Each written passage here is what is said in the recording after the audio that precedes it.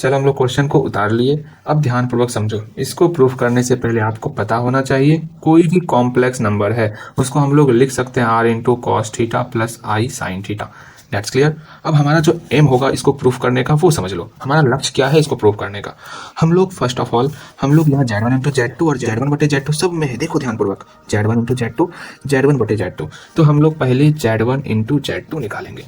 इसके लिए हम लोग Z1 का वैल्यू और Z2 का वैल्यू पुट करेंगे। Z1 का क्या वैल्यू होगा R1 cos theta 1 plus i sine theta 1। जहाँ थीटा था वहाँ थीटा 1 पुट किया। Z2 का value R2 cos theta 2 plus i sine theta 2। That's clear. इसके बाद एक चीज़ और जो आपको पता होना चाहिए, आपको हमेशा ध्यान में रखना है, चाहे हम लोग Z का मोड बोले या फिर R बोले, ये हमेशा बराबर होता है। दैट इज ये हमेशा Z का मोड होता है। समझ में आया। एक चीज़ और, आप अगर थीटा बोलो या फिर आर्गूमेंट ऑफ Z बोलो, ये भी आपका इक्वल होता है। दैट इज ये जो थीटा है इसी थीटा को हम लोग कहते हैं आर्गूमेंट ऑफ Z। इन दोनों बातों को हमेशा ध्यान में रखना, इसी से ये थ्योरम प्रूव होने वाला है। That's clear. चलो ये हमारा पहला एम है, हमको Z1 इंटू Z2 निकालना है।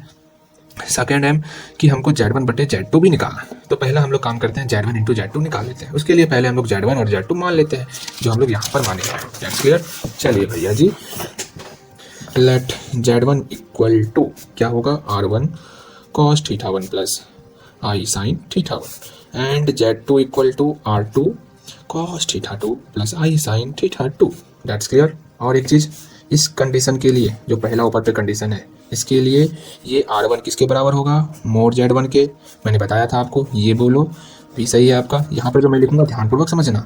और एक बात, ये थीटा 1 किसके बराबर होगा, इसके आर्गूमेंट का, argument of Z1। That's clear. फिर नेक्स्ट इक्वेशन को देखो, ये R2 बराबर होगा Z2 के मोड का एंड नेक्स्ट ये एंगल बराबर होगा थीटा 2 बराबर होगा Z2 के आर्गूमेंट का। That's clear.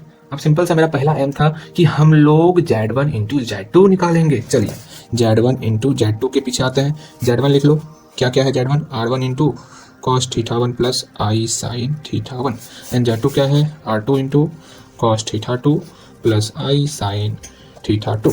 अब देखो ये मतलब मल्टीप्लाई के फॉर्म है, इसको अलग मल्टीप्लाई कर लो R1 इंटू R2। अब देखो ये मल्टीप्लाई ये हम लोग पढ़े हुए हैं, इसका एंगल ऐड हो जाता है तो क्या हो गया कॉस, ध्यानपूर्वक देखो, cos theta 1 plus theta 2, theta 1 plus theta 2 plus i sine theta 1 plus theta 2।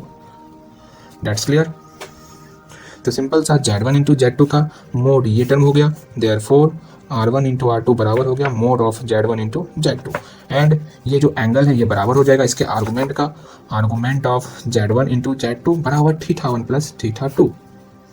और थीटा 1 क्या था, argument of Z1, argument of Z1 plus theta 2 क्या था, argument of Z2, argument of Z2। हमारा ये प्रूव हो गया argument of Z1 into Z2 and again mode Z1 into Z2 किसके बराबर है, R1 इंटू R2 का। R1 क्या है, मोड Z1, R2 क्या है, मोड Z2। ये दोनों हमारा प्रूव हो चुका है, ध्यानपूर्वक देखो। चलो जी, नेक्स्ट हमारा एम क्या था, हमको Z1 बटे Z2 निकालना है। चलिए भैया Z1 बटे Z2 के पीछे चलिए। छोटे समझ में आ रहा है ना। Z1 का वैल्यू जो माने हो आप, R1 into cos theta 1 plus i sine theta 1 बटे छोटे, ध्यानपूर्वक ध्यान देगा यहाँ पे, ठीक।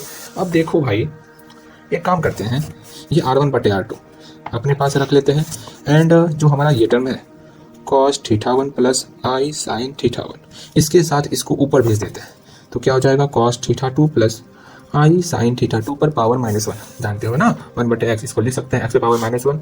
सेम वही फंडे से यहाँ किए।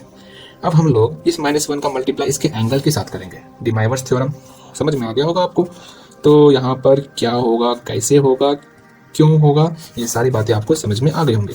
अब इसका मल्टीप्लाई थीटा 2 के साथ, कॉस माइनस थीटा, चलो जी minus theta 2 plus i sign minus theta 2। अब देखिए क्या होता है, इसका एंगल जुड़ जाएगा क्योंकि दोनों मल्टीप्लाई के रूप में। तो cos theta 1 plus minus theta 2, मतलब ओवरऑल ये थीटा 1 माइनस थीटा 2 हो गया, plus i sine theta 1 minus theta 2। That's clear.